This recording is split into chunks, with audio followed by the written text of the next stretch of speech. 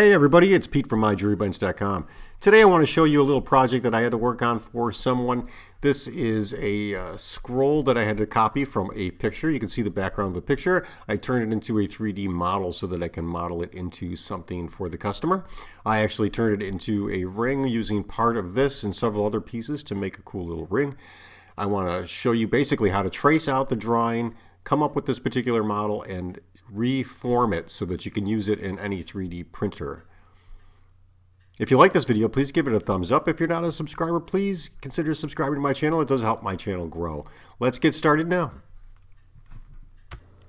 Okay guys, so let's get started with this. The first thing we need to do is we need to bring in an image of what it is that we want to copy. So I'm going to hit the 7 on my numeric keypad to go into top-down view, or you can use the tilde key and go to top view. And I'm going to go to File, Import Image as Plain, and then what I want to do is load in the image that my customer wants to see. So here we have it, and I'm going to do RY90, and then I'm going to scroll this up and make it bigger. Now this is an image. I imported an image as a plane, and then I'm going to go to render mode so we can see what it looks like in render mode.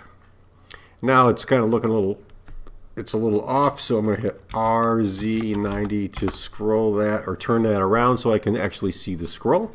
And then I'm just going to make that a little bit bigger, and I'm going to move it over. So what I want to do is just basically trace out this part of the scroll. And I could actually do this part and this part, but since we can copy this and make a duplicate of it over here, that's what I'm shooting for. How am I going to do that? It's very, very easy. So I'm going to go back to the center of my screen, which is right here, and I'm going to click off this image. I'm going to hit Shift A, and I'm going to come down to Curve, and I'm going to add in a path. That'll add in a path you can see right here. With that path selected, I'm going to hit the Tab key, and I can then grab each of the points on this path. Its standard comes with 5 points, and what I'm going to do is I'm going to bring this point, and I'm going to hit the G key because I'm still in top-down view, so I'll be working on a flat plane. And I'm going to take the G key, press that, and then move that point down to here. Now I've got that point where I want it. I'm going to grab the next point over. I'm going to hit the G key, and then I'm going to move that over to here. And you can see what I'm trying to do is adjust the black line, not the red line. I want this black line to basically follow the arch of this scroll. So with the second one moved, I'll grab the third one. I'll hit G, and then I'll move that over to here. I'm going to grab the fourth one. I'm going to move that up, and you can see it's giving us a good shape, but not quite the exact shape we want. I'm just going to move this around until I get it. Okay, so now I'm going to bring this dot here, and I'm going to bring that right over here so that I have a decent arch along my path. And now I've reached the end of the 5 vertices, and now I need more of them to get that curve to come all the way around and then back again. So I'm going to hit the E key while I'm in edit mode, and that gives me an extrusion, and I'm going to bring that in just about like so. I'm going to hit the E key again, and I'm just going to keep making a black line path around that object. So E, and then I'll move it ever so slightly. Now to make a tighter arch, your dots are going to be closer together.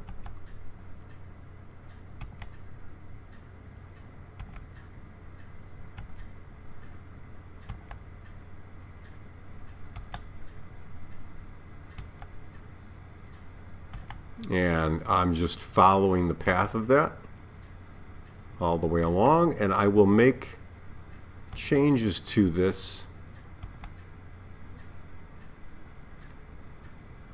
now that I have everything done. And now what I'm going to do is come over here. I'm going to select these 2 vertices, so both of them are highlighted, or you can use the Shift key to select both of them. I'm going to right click, and I'm going to come up to where is it? Make a segment. So now you can see I have this loop segment right here. It basically gives us a full curve that's closed.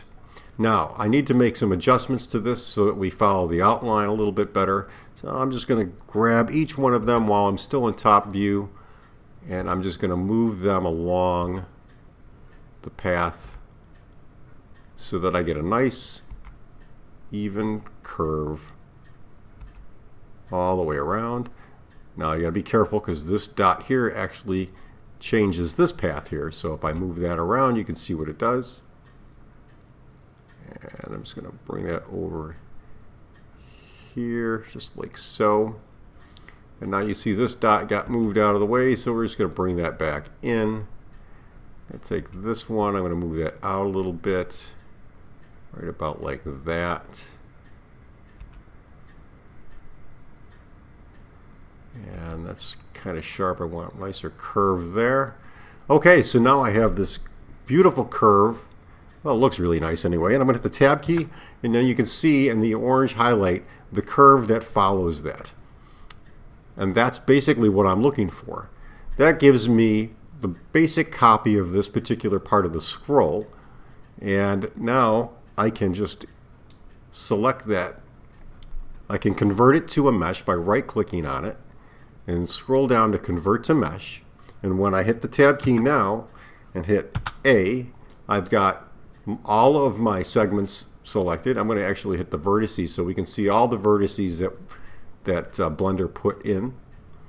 And that looks pretty good. With all the faces selected, or all the vertices selected, I'm going to hit the F key on my keypad, and that'll insert faces all the way around this. So I'm going to hit the F key. And now you can see it gave us a whole lot of faces there, and those faces are not nice to work with. They're actually a little bit off, but don't worry about that so far. Now I'm going to come back over here. I'm going to select my face tool here in the upper left corner, and I'm going to hit A twice to deselect, and then A to select all the faces. I will hit the E key, and then the Z key to extrude along the Z axis. You might have to hit the Z key twice just to get a nice straight pull on it. And that's exactly what I'm shooting for, right like that. I'm going to hit the Tab key. I'm going to hit Control A to align the rotation and scale. And now if you go into edit mode, you can see we have basically one face along the surface, a lot of little faces along the sides. Now that's not going to work perfectly for us, so let's get rid of this photo so that we aren't looking at that anymore. So I'm going to hit the H key to hide that. And with our scroll selected, it's not perfect, but it looks pretty good. With our scroll selected, what I want to do now is remesh this because I don't want it to have such a sharp edge, and I need to get a better structure to the faces on this curve. So I'm going to come over to the Modifiers tab. I'm going to add in a remesh modifier. Add in a remesh, I'm going to hit Sharp. I'm going to bump that up to 5 or 6. 6 looks pretty good. I'm going to hit the Apply button. And now if I hit the Tab key, you can see we have every face just about like we want it. All quads and triangles, which is perfect for what we're going to do. So that's our scroll the way we want it. And we have a beautiful pattern from the remesh. And now what I want to do is basically render this and see what it looks like. I'm going to hit Shade Smooth, just so we get a nice smooth shading to it. I'm going to come over to Render Object in my render view, and I'm going to give this a material so that we can look at it and see what it looks like. And I'll make it gold. And there you see that is what our object looks like.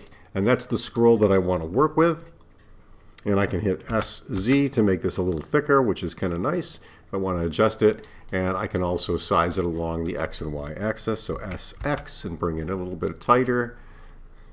SY, and I can shrink it in a little bit, basically making a smaller version of it.